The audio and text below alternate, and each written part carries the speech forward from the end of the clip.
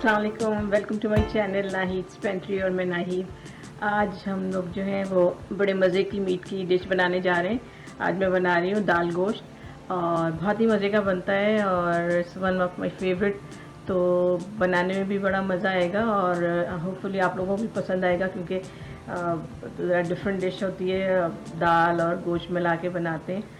तो चलिए देर नहीं करते, इंग्रेडिएंट्स नोट करते हैं और रेसिपी शुरू करते हैं। चलें चने की दाल और गोश्त बनाने के लिए हमें इन चीज़ों की ज़रूरत होगी। मैंने एक गोश्त ले लिया है, 2 पाउंड से कम है, 1 किलो से थोड़ा कम है। और इसके अलावा मैंने 3 ये छोटी प्याज ले ली थी और इनको स्लाइस कर लिया है। हाफ़ टी स्पून हल्दी का पाउडर लिया है, टेबल स्पून मैंने धनिया का पाउडर लिया है, 1.5 टी स्पून जो है मैंने मिर्चों का पाउडर लिया है। मिर्ची आप अपनी मर्ज़ी से कम और ज़्यादा कर सकते हैं। इसी तरह नमक भी आप अपनी मर्ज़ी से डाल सकते हैं टेस्ट करके। मैंने 1 टीस्पून लिया है फॉर नाउ। और उसके अलावा मैंने 1 टेबल स्पून लहसुन अदरक का पेस्ट ले लिया है, थोड़ी सी मिर्चें लेनी है और ये जीरे का पाउडर लिया है मैंने 1 टीस्पून और एक अदरक का पीस ले लिया है। इसको मैं जूलियन काट लूँगी और ये ऊपर से डालने के लिए है, गार्निशिंग के लिए। उसके अलावा मैंने जो है एक धनिया और मिर्चें ले ली थी, ये भी गार्निशिंग के लिए इस्तेमाल होंगी।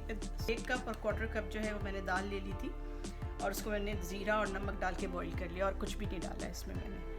तो यही चीज़ें हमें चाहिए होंगी। इन चीज़ों के अलावा मुझे ये चीज़ों की ज़रूरत होगी जो कि मुझे एंड में डालना होगा। दही तो मैं भूनते वक्त डालूँगी, जब तैयार हो जाएगा, गोश्त गल जाएगा हल्का, इसको डाल के भूनूँगी, उसके बाद इसमें जो है दाल डालूँगी। इसके अलावा मैं ऊपर से गार्निशिंग करने के से पहले मैं इसमें जो है एक आधा टीस्पून जो है भुना हुआ ज़ीरा और आधा टीस्पून पिसा हुआ गरम मसाला और ये मिर्चें और धनिया और पुदीना डालूँगी। तो हमें इन चीज़ों की ज़रूरत होगी जब हम इसको कंप्लीट कर लेंगे और दही को जो है मैं बीच में डालूँगी। रेसिपी शुरू करते हैं।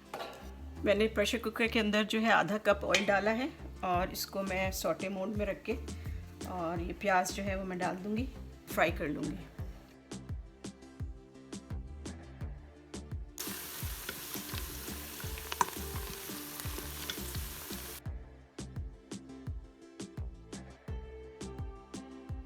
प्याज फ्राई हो गई है, इसमें से मैं क्या करूँगी, तो मैं थोड़ा सा ऑयल और प्याज निकाल लूँगी इसमें से।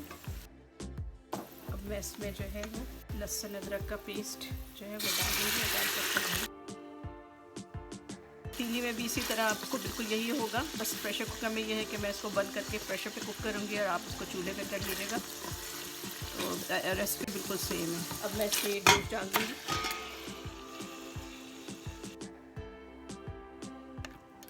थोड़ा सा भूनने के बाद मैं इसके अंदर जो है ये मसाले डाल दूँगी।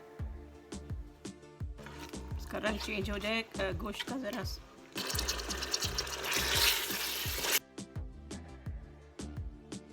अब इसका कलर चेंज हो गया। अब मैं इसमें जो है ये मसाले डालूँगी, हल्दी, जीरा, धनिया, लाल मिर्च और नमक मैंने डाल दूँगी। मिक्स करके मैं 2 मिर्चें डाल दूँगी इसमें।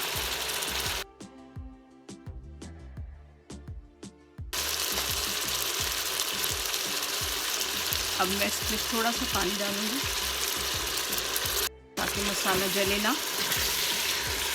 और ये भुन गया, इसके अंदर मैं जो है 1 कप पानी डाल दूँगी और इसको जो है मैं बंद कर दूँगी। जब ये गोश्त गल जाएगा तो उसके बाद इसमें भून के और उसमें फिर मैं दाल डालूँगी। ये हाफ डन हो गया है। इसमें मैं अब 2 चमचे जो है भर दही के और उसको थोड़ा सा भून के और फिर मैं इसमें दाल शामिल करके थोड़ी देर के लिए दोबारा इसको वापस रखूँगी।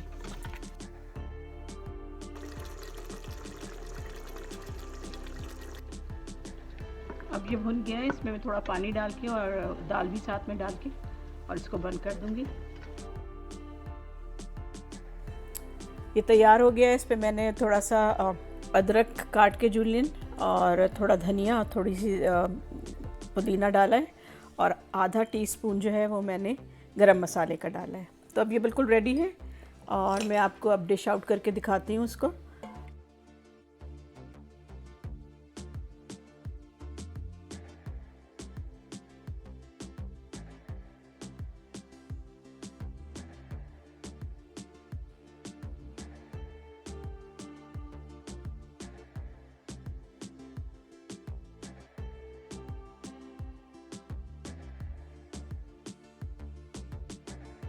रेसिपी बिल्कुल तैयार है और बड़े मज़े की बनी है। मैंने ट्राई करके देखी है, हर चीज़ बिल्कुल माशाल्लाह परफेक्ट डली हुई है उसके अंदर। तो उसको हम चावल से भी खा सकते हैं। मैंने थोड़ा इसको पतला रखा है ताकि इसको चावल से भी खा सके और रोटी से भी खा सकें। तो इसमें आप चाहें तो इसको थोड़ा खुश्क भी कर सकते हैं कि पानी थोड़ा कम कर दें, और अगर आप चाहें तो उसमें थोड़ा सा शोरबा और भी कर सकते हैं। और लेके दाल को थोड़ा सा आप इसको चाहें तो घोट भी, अगर आपको चावल के साथ खाना है, रोटी के साथ खाना है तो आप ऐसे ही रखें। तो बहुत मज़े की बनी है, आप भी ट्राई कीजिएगा, बताइएगा कैसी लगी आप लोगों को और अपना फीडबैक दीजिएगा। और अगर आपने अभी तक मेरा चैनल नहीं सब्सक्राइब किया, मेरे चैनल को सब्सक्राइब करें, अपने फ्रेंड्स को, फैमिली को बताएं ताकि वो भी मेरी रेसिपी जो है वो देख सकें और जो है मेरे चैनल को भी सपोर्ट कर सकें। तो चलिए फिर एक नई रेसिपी के साथ दोबारा हाजिर होंगे, तब तक के लिए अल्लाह हाफ़िज़।